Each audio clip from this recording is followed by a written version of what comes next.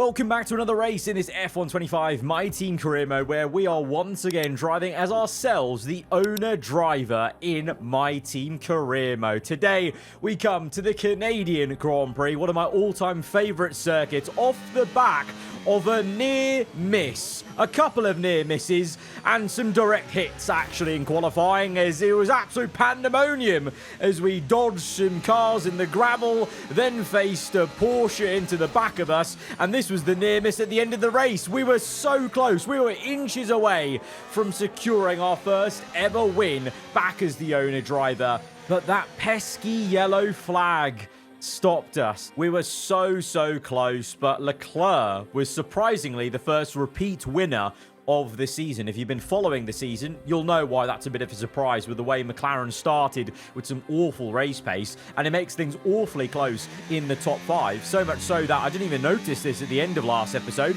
Myself and Verstappen are level on points. So after a bit of a shaky start to the season where he very much had us in his back pocket, I think we're coming strong. At this part of the season, I tend to always come strong around Spain to Canada. It's some strong circuits for me, but Verstappen is showing he's still got it up there in P1. Bortoleto, Leclerc, both Ferraris actually looking strong, so maybe Ferrari coming back a little bit, as they did look a little bit stronger around Spain, but Bortoleto and Verstappen both had to come back through the pack and plenty of traffic, so let's see. But it's rather spicy where, you know, it seems like all the teams so far that have been in the top positions, McLaren, Red Bull, ourselves, Ferrari, apart from a few blips of, you know, having to come back through, everyone's consistently staying competitive with each other, which is making things so close in the standings, as we get a cheeky slipstream from Verstappen in Q2, you know. Definitely gained a little bit there behind the Dutchman, and we went quicker than him actually because of that. A little bit awkward into turn 1, didn't know exactly where Verstappen was going, as we're both trying to get out of each other's way, and I may have just got in the way of someone else behind me, I don't know, but I'm trying to basically drive alongside Verstappen to maybe thank him a little bit as we get through into the top 10 shootout. And oh no, are you seeing what I'm seeing? Verstappen P11. Oh no, oh dear. He gave us a tow basically, probably not on it, not intentionally maybe, but he's given us a tow, and hand on heart, I didn't repay the favor. I didn't go back out again. That was my only lap, and maybe Verstappen could have used a tow of his own, as the two Audis have made it into the top 10. I'm sorry. That's a bit of a surprise and shock. That's a little bit crazy for both of them to be up there. Of course, the usual suspects fill up the rest of the top 10. But two Audis in the top 10 is, maybe this is karma for not giving Verstappen a tow. Bortoleto here, don't know what he was doing on the exit of the hairpin. He was having his own little tyre wear issues or whatever the case is, and he blocked us at the exit, and I've let him by. But you can see how much time we've lost, because we're actually down on time on this second flying lap. But on the exit of that hairpin, we gain about 4/10 alone, that was. We lost a bit then to the final two corners. In the end, we do improve, and it's still a pretty damn decent effort, I would say. Third place, maybe a bit of a shock considering Q2 where Verstappen got knocked out. But as I've said, Canada is, well, I think arguably my favourite ever track, especially in the F1 game to drive. Certainly one of the tracks I'm quickest at, you know, throughout every single F1 game. So third place for me is not a shock, but it may have looked like that from Q2. But we've dug deep. But you know what's the real shock is Ferrari looks scarily quick there. 4/10 quicker, both Albon and Bortoleto. They're only separated by 0.004. So Ferrari coming back very strong here in Montreal. But alongside us is Russell, and behind is Leclerc. Let's go to the grid and see how this one shakes out.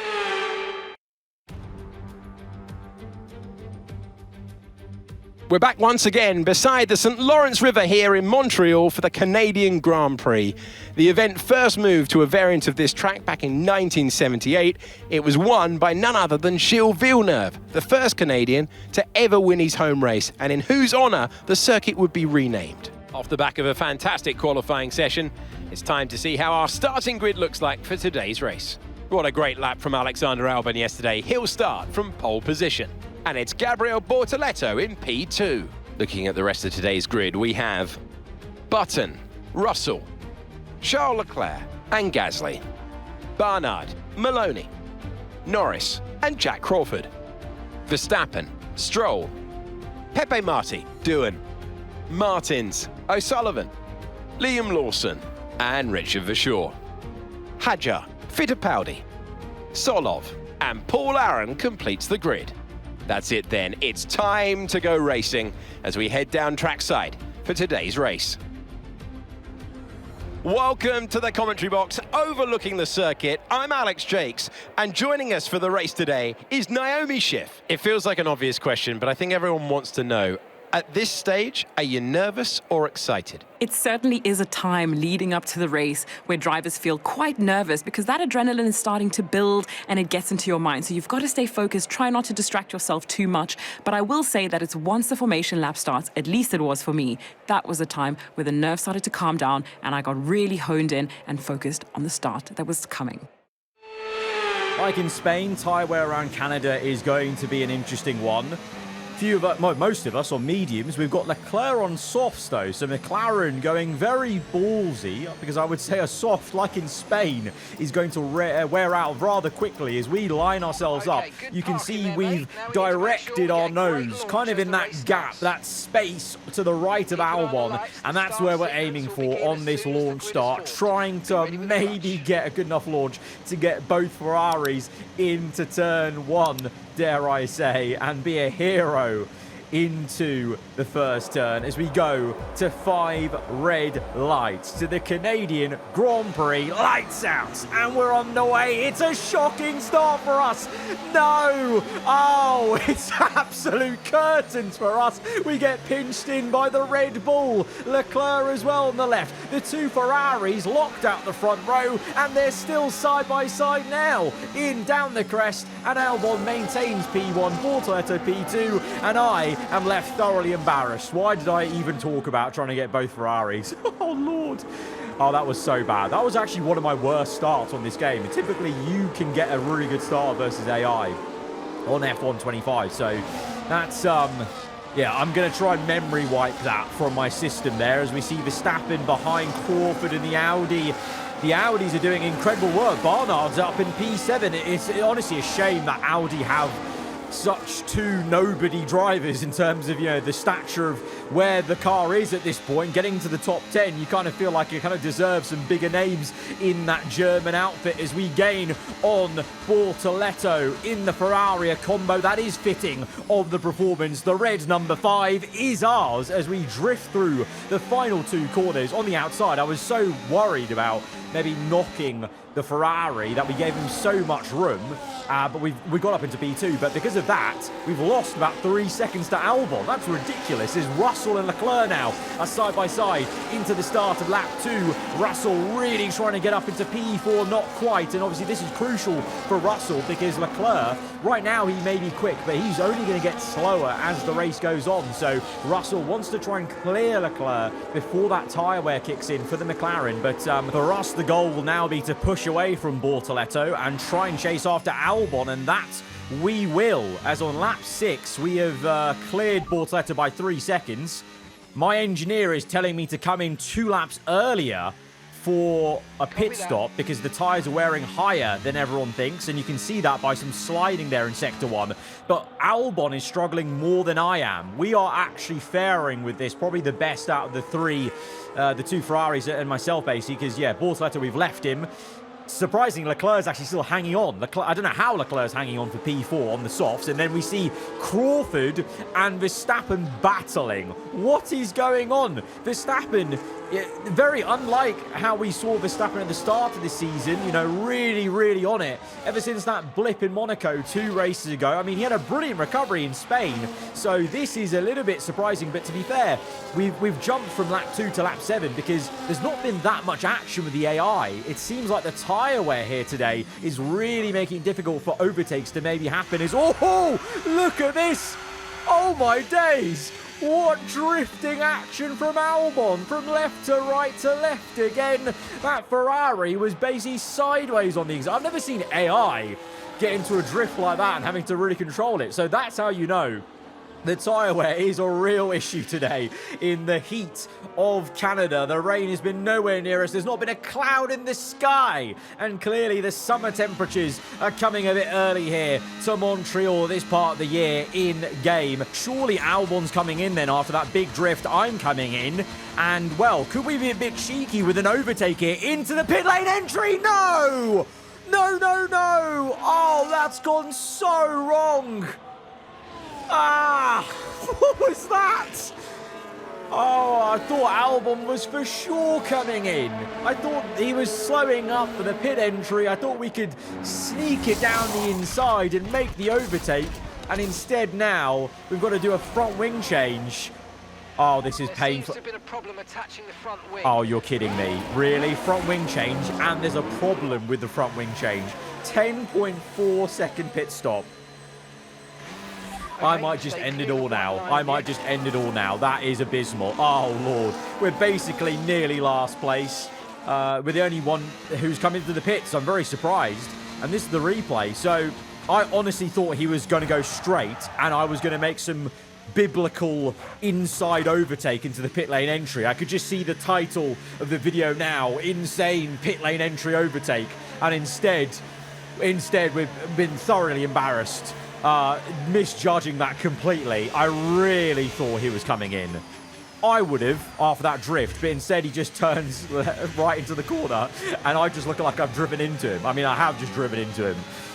Ay, ay, ay. Right, well, we've got it all to do. If we want to fight for the top positions, we're going to have to come back a little bit. We might now end up being behind the likes of Bortoleto and Leclerc as we make a pass on O'Sullivan in the Williams Porsche. Once again, that car, you know, from the highs of qualifying quite high in Spain, they have still not figured out that car and that engine of theirs in the back of it as we overtake Fittipaldi on the inside of the hairpin. Look at the grip difference. This is why I'm surprised Albon and others didn't come in.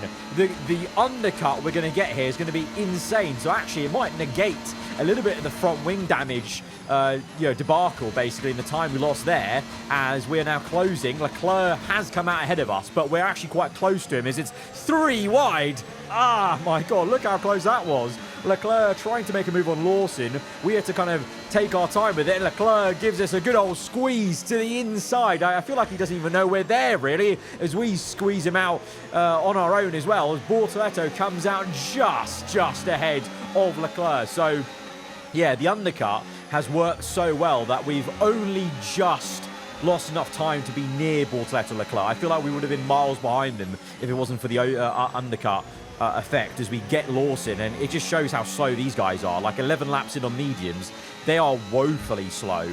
So I think it was still the right call to come in. It's just obviously unfortunate about the incident with Albon, but Leclerc's now clearing Lawson. Bortoleto, well, Bortoleto was ahead, wasn't he there? So Leclerc's done well on the warmer tyres to overtake the Ferrari as we get past Hadjar on the outside of the hairpin. Overtakes galore on that one single lap, basically from lap 10 on to 11. That was when we, met Leclerc and Lawson into this very corner coming up, and now we're going to meet maybe Lance Stroll. No, he's coming in, and Verstappen is in as well. So Verstappen relegated to fighting the Audis and Stroll today, it would seem, as we are in the groove in one of my favourite circuits. Albon in second ahead of us, but we are 4.3 seconds behind.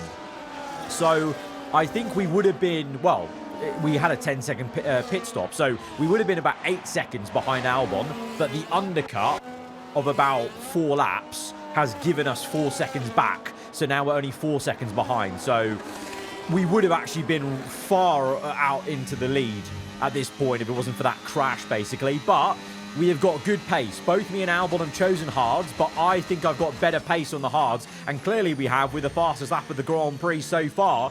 Leclerc and Bortoleto surprisingly went on mediums behind us, so we're both leaving them in the dust. 8 seconds the gap to Leclerc, and instead I'm practically pushing Albon through the hairpin. The Ferraris may have been great over 1 lap, but I think clearly we have the better race car for tyre wear today. As we go through on the left, Albon gives us just enough room to work with. They're kind of playing cat and mouse, trying to maybe force each other towards the wall, respectively, as we try and defend. Albon, though, gets a great exit off the chicane. We go back down the inside, hit the apex, and get back up into P1. But the Ferrari's got some great acceleration there. It's just the fact that the tyre wear, though, is probably not helping the mid-corner, and so we've been able to get that lead. But again, look at that acceleration, and then under braking. Sorry? Albon completely outdoes me into the hair. I was shocked.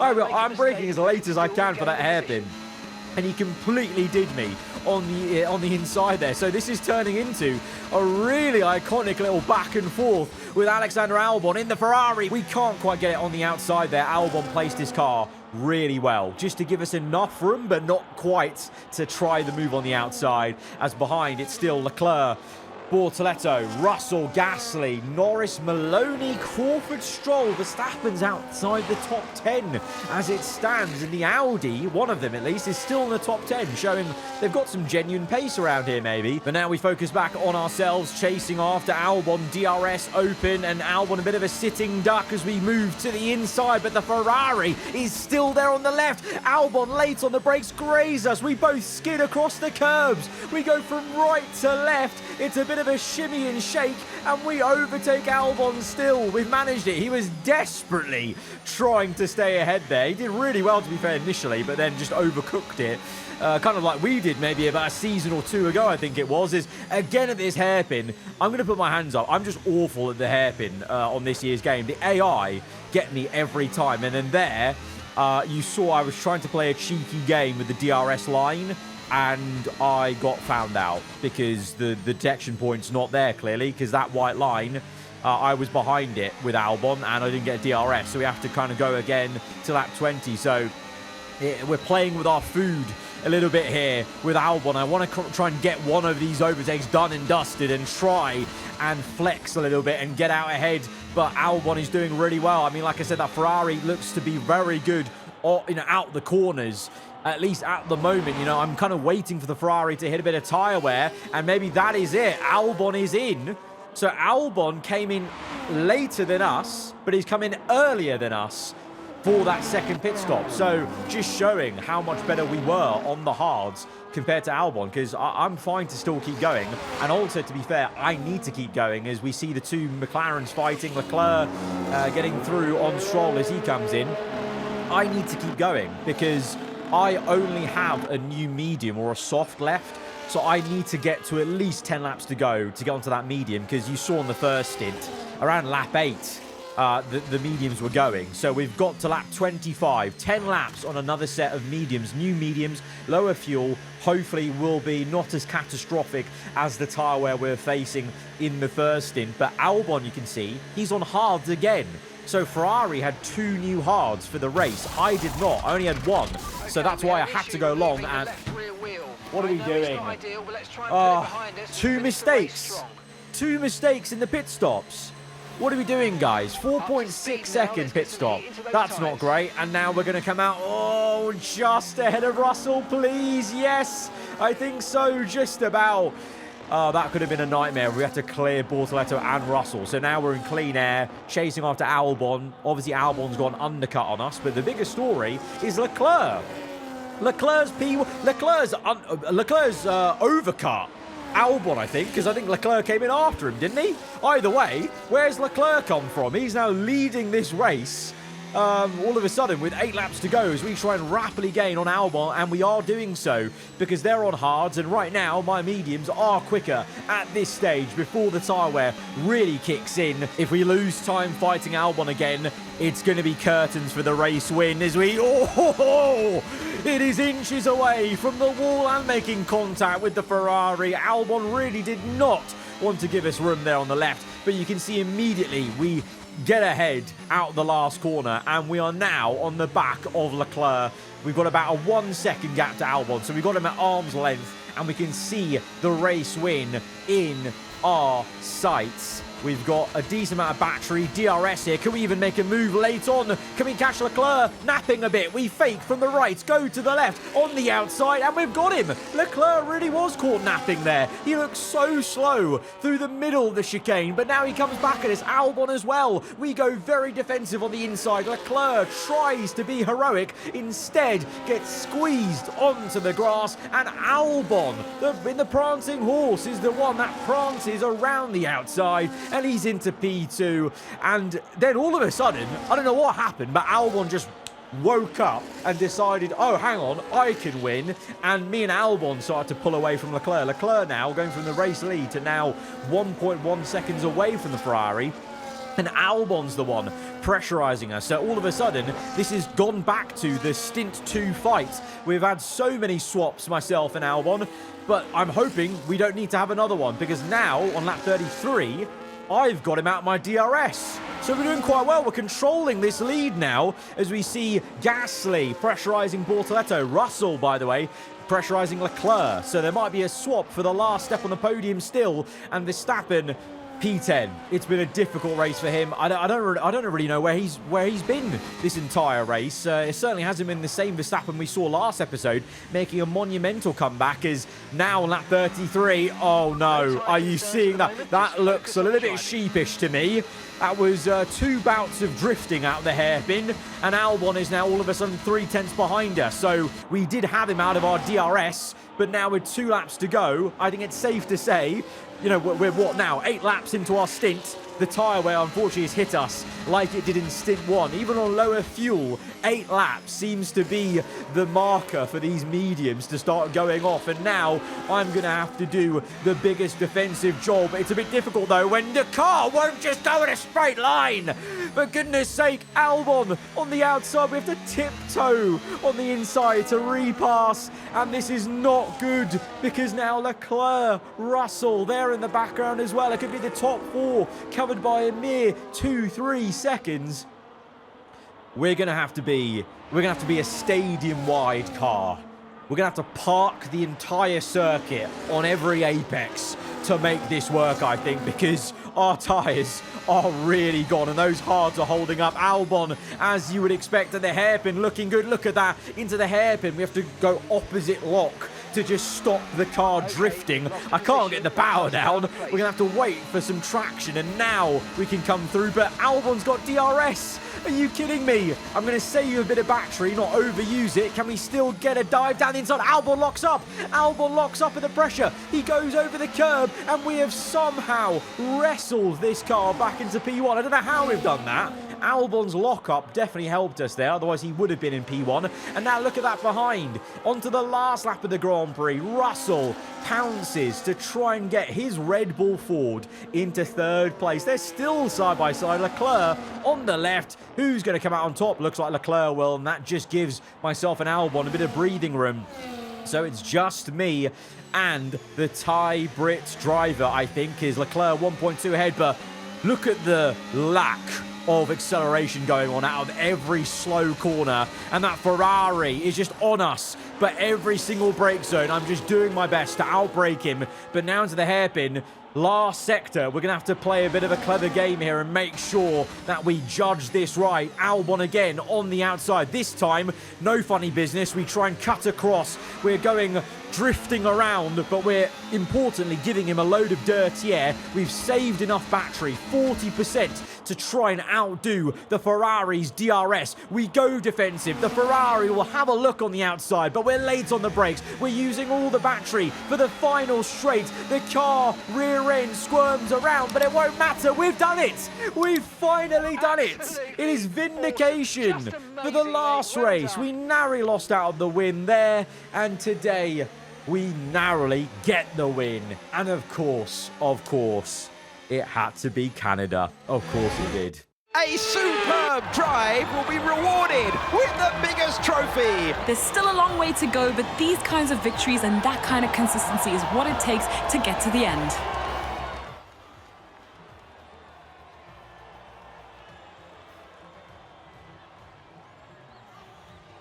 I'm thoroughly exhausted after the excitement of the race, but I'm sure it's nothing compared to our drivers here.